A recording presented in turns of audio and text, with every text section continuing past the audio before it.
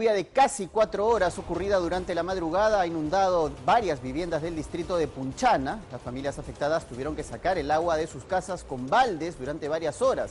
Asimismo, los transportistas que circulan a esta hora tuvieron algunos problemas debido a que las calles principales de la ciudad se encontraban completamente inundadas. Los vecinos han indicado que esta inundación se debe a que no hay un mantenimiento adecuado de los buzones y del sistema alcantarillado de la ciudad.